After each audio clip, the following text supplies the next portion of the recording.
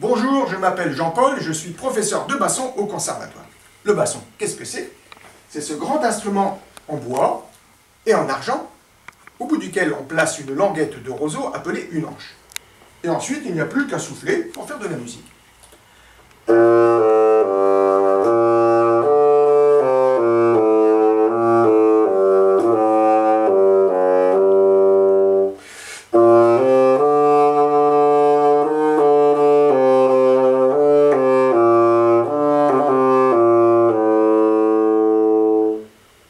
Même si vous n'aviez jamais vu de basson auparavant, vous l'avez sûrement déjà entendu, peut-être dans le conte musical Pierre et le loup, où le basson représente le grand-père.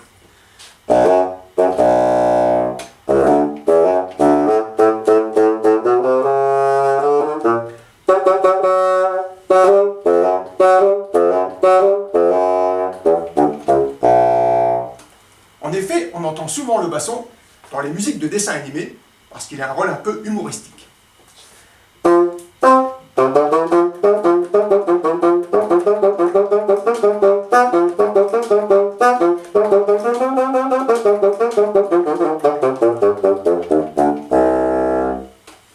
À part son rôle comique, le basson est également capable de chanter et d'être très expressif. Écoutez cette mélodie espagnole.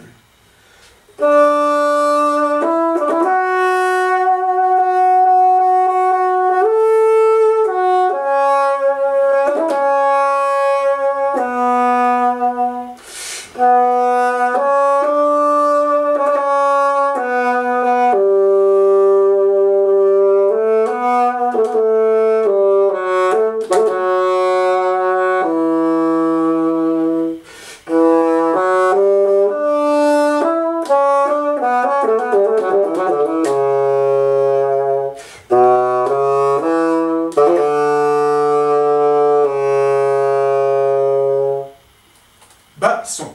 Si l'on inverse les syllabes, cela donne son bas, parce qu'à l'époque, le basson faisait des sons bas, des sons graves. Aujourd'hui, il a été amélioré, et il est capable de jouer également dans l'aigu.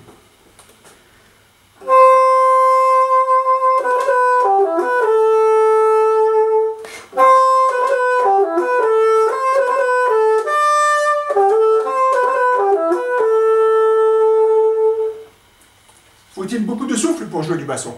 Non, parce qu'on ne souffle pas dans le basson, on souffle uniquement dans l'anche. Regardez. Cela suffit. Est-ce que le basson est un instrument lourd? Non, car le basson est construit en bois, mais en bois troué, en bois percé, pour que le son puisse sortir. Et du bois troué, ce n'est pas lourd.